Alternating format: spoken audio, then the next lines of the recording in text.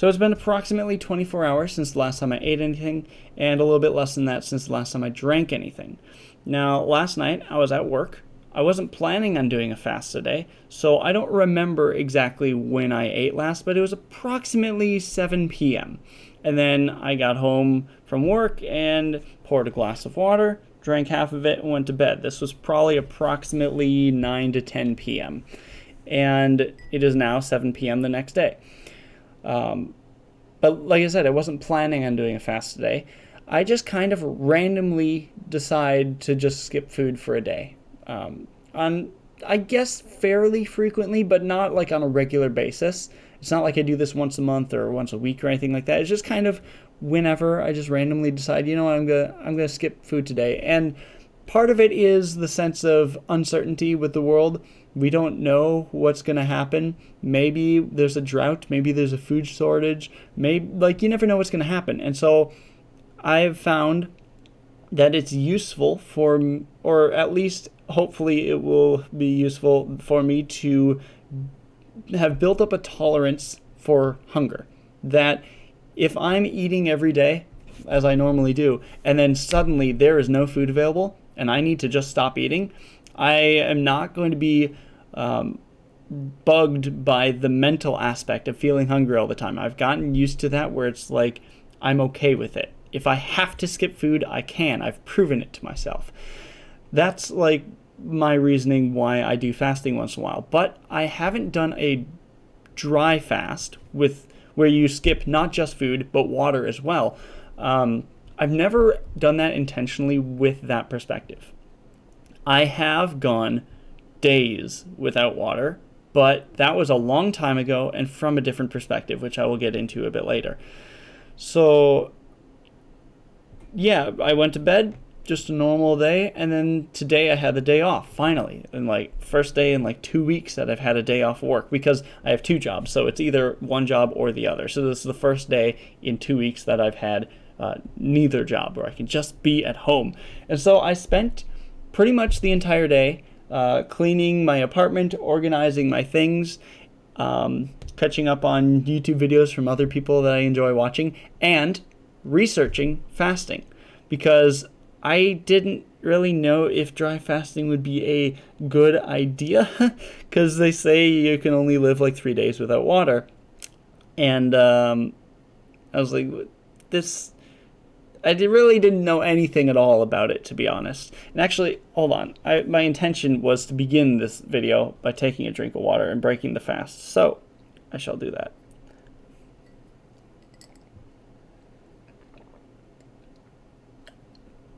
Just a little bit. Oh, that feels awesome. That feels very good. But yeah, so one of the things I learned is apparently you don't want to just chug a full glass all at once. You want to do just a little bit, and then I'll talk for a little while, and then I'll do a little bit more. And then also I'm going to like maybe eat an apple, or maybe I'll do that tomorrow morning instead. I don't know. But yeah, so I learned a lot about both regular fasting and dry fasting. I knew that there were health benefits to fasting, but I didn't really know any of the science behind it, how it works, why it works. So that was fascinating to learn more about, and I definitely recommend you read some articles on it yourself. I'm not going to just like take what they taught me and spew it right back out. You can go read the articles yourself. What I am going to say is what I learned about water fasting, because I knew absolutely not. Or wait, no, dry fasting. Water fasting is fasting where you can drink water. Dry fasting is where you drink nothing. I didn't know anything at all about dry fasting. And so I learned that apparently your body can actually make water from either the fat stored in you or from carbohydrates, that it literally takes the hydrogen out of that and the oxygen from the air you breathe and just like makes water. That's crazy. That's absolutely insane. So that's like one of the things that they say makes dry fasting not that bad for you. But the more I try to read about dry fasting, the more I find that there just isn't research on it yet, which is really fascinating. And pretty much every article saying that you should dry fast lists the same reasons that you get with normal fasting. So as of yet, we don't know if there's any valid reason to dry fast, or that if it makes any difference versus regular fasting, which is fascinating. So, also, I've never done, like I said, I've never done like dry fasting in this way before. I do lots of like regular fasting for like 24 hours. And my only experience related to dry fasting is, and God, I'm just saying that word so many times over. My only experience related to this is, probably about 5, 6, 7, somewhere around there, years ago. I don't even remember what year it was. I think it was 2016. I was in a very dark place mentally, and I tried to intentionally starve and dehydrate myself to death. It didn't work, obviously. And so what would happen is I would go 2 or 3 days without food, without water, and then completely automatically, without even realizing what I was doing, because being dehydrated, it like shrinks your brain. It has all kinds of like negative effects on everything. It causes like a delirium and a like dizziness, and it's all real bad stuff. And I experienced this many times where back then, where I would completely automatically like get up out of bed, wander down the stairs, or fall down the stairs, get a glass of water, and just drink it.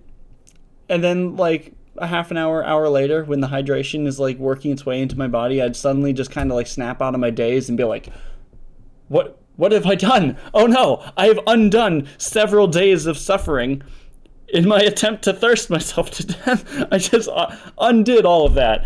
And it was a very, very dark time. And so that method did not work at all because there was water and food readily available. So I'm not doing that now. I should clarify. That's not at all what I'm doing today. I have water. I'm drinking water. I'm breaking the fast. And that feels amazing. So doing dry fasting for the first time, I could say my reflections on it. I was hungry all day, but I get that with like regular fasts. I wasn't thirsty at all until the last hour. I didn't even feel like I had a dry mouth until like the last 2 hours. Everything felt fine, even, and this is gonna be gross, but my pee was like a normal color. But yeah, within like the last 2 hours of the 24 hours, around like 5 p.m., that's when I first started to get like a dry throat, not even a dry mouth, but just a dry throat. And also I had headaches all day, of course, because it's like your brain shrinks a little bit. And interestingly, I had the sense of like needing to pop my ears like in an airplane, but I couldn't do it. And I think it was just like my, again, gross, but mucus being thicker than usual. And they're fine now.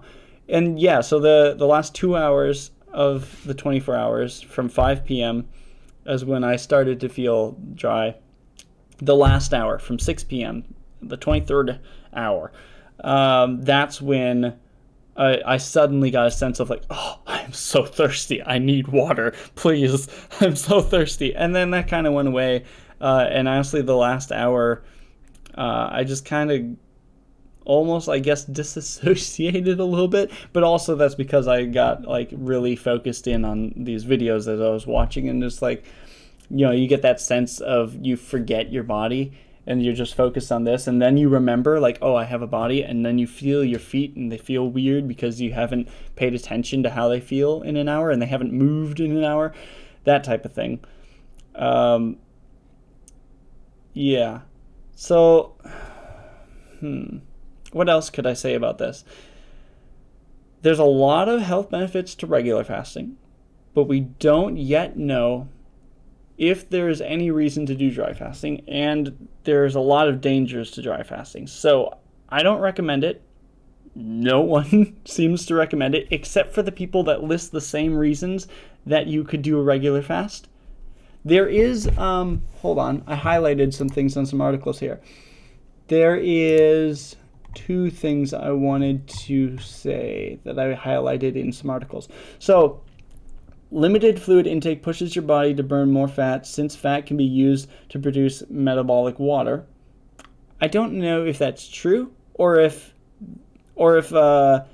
you producing metabolic water from your fat is just something that's just going to naturally happen anyway. I don't know if if reducing water forces your body to burn more, because there just hasn't been studies on this. According to a lot of these articles, is that we just don't know yet. And then the other thing is, although there is no scientific research that backs it, there's a theory, which is really a hypothesis, that dry fasting increases autophagy 3 times more compared to regular fasting. But there's no scientific research that backs it. It says it right there. So you're just making baseless claims. Autophagy basically is just a really good thing that you want your cells to do. And it does all kinds of good stuff. You can look into it yourself. But yeah, this is weird. But obviously there's a lot of really, really negative effects that can happen. You can die. You can get worse kidney stones and awful things like that. So I'm going to quick scroll through the rest of this article because I don't think I finished reading this one. Oh, yeah, and one of the other things too... Oh, yeah, I'm glad I kept scrolling, because one of the other huge reasons that people promote dry fasting is because of weight loss. But the instant you break the fast, you're just going to put all that water weight right back on. So that's a really dumb reason to do it. Don't do it for that. Regular fasting is great for weight loss if you're eating healthy in between the fasts. And so dry fasting isn't going to provide any additional lasting weight loss that regular fasting would do. So don't do it for that reason. That doesn't make sense. I am just gonna finish scrolling through this article to see if there's anything else I wanted to say. Okay, that one's good. Yeah, so it was a weird experience. Don't know if I'll ever do it again, but I definitely am going to experiment with regular fasting more, because some of the articles I was reading were saying that, where is this? Here we go. This is the article I wanted. By 12 hours of regular fasting, you've entered ketosis, which is when your body is breaking down the fat and burning that for energy, which is a good thing. By 18 hours, you've switched completely to fat burning mode and are generating ketones, which do all kinds of good things. They're good for your brain, I guess. Within 24 hours, your cells are increasingly recycling old components and breaking down misfolded proteins linked to Alzheimer's and other diseases like cancer. That's the autophagy. So at this point, my body is, at this moment, breaking down the misfolded proteins, the bad cells, the weak cells, and consuming those as energy to fuel the strong cells, the good cells that are actually helping me. So that's pretty cool. This is, and I've done 24-hour fasts probably half a dozen to a dozen times over the past several months, where I just randomly pick a day. I'm like, yeah, I'm just going to skip food today. But I have not gone longer than that without food since 2016-ish, back when I was doing that doing that starvation thing. By 48 hours without calories, or with very few calories, carbs or protein, your growth hormone level is up 5 times as high as when you started your fast. What is it good for? Growth hormone helps preserve lean muscle mass and reduces fat tissue accumulation. Basically, it helps your body burn the fat instead of your muscle and other things. By 54 hours, your insulin levels drop to its lowest point since starting, and your body begins increasing its sensitivity to insulin, which can prevent diabetes. That's good stuff. By 72 hours, your body is breaking down old immune cells and generating new ones. And then there's, of course, the idea of refeeding, which sounds gross, but there's rules about what to eat when you come out of a fast, how to end a fast healthily. There are rules about that too, of what is a more ideal way of doing that. And there's a lot more to it than I thought, and longer term fasts have benefits that I did not know about. And I watched a bunch of mini documentaries that people made of their own experiences, not eating for 5 days, 7 days. That's a lot. That's a long time. And you can definitely survive that. That's nowhere near within the range of dangerous, versus beyond 24 hours without water, that can be dangerous. So I'm going to resume drinking water, and actually this is satiating the hunger much better than I expected. So I think I'll wait until tomorrow morning before I eat an apple. And I try not to do these fasts on days where I have to go to one of my jobs, because I don't want to do anything that's going to negatively impact my ability to have a productive physical output, because both my jobs are fairly physically demanding. So yeah, tomorrow I'll go back to eating. Tomorrow's Sunday. Oh, tomorrow's Mother's Day. Yes. So happy Mother's Day to any mothers out there watching. So yeah, tomorrow I gotta get to go visit my mom. Yeah, and I will resume eating.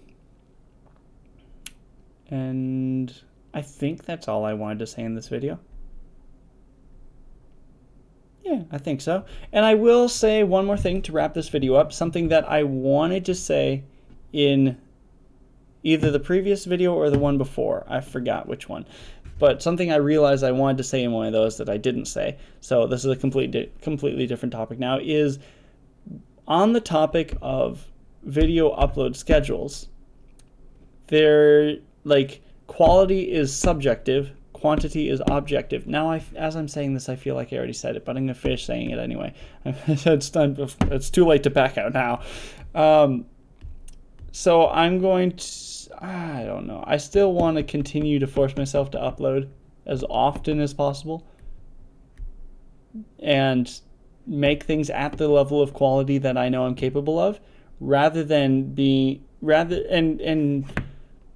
have the actual making of videos be more important than me getting better at making videos.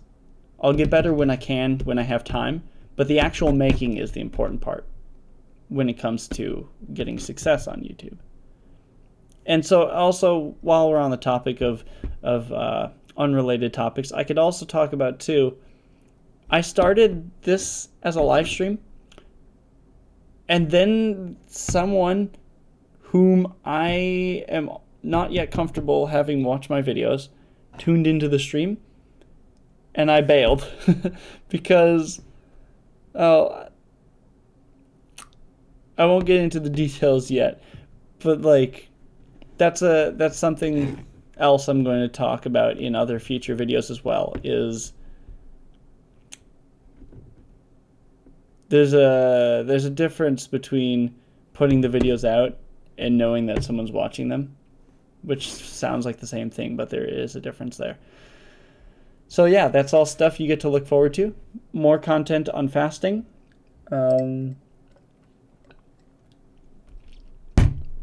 More content in general, hopefully. And no, forget that crossed fingers nonsense. More content in general. hopefully better content. That's hopefully. Come on, please, better content. I gotta get better at this. I have to have more time to make better videos than these unedited rambles. More content about YouTube. I want to make more content, about what it means to make YouTube videos, about how I make my YouTube videos. Oh, I'm sorry. I know some people hate that. I'll stop. I have video ideas about that actually as well. All right, this is getting too rambly. Thank you so much for watching. I hope you learned something, and I hope that you go read more articles and learn more about this stuff as I have today. Good enough. Take care. Bye.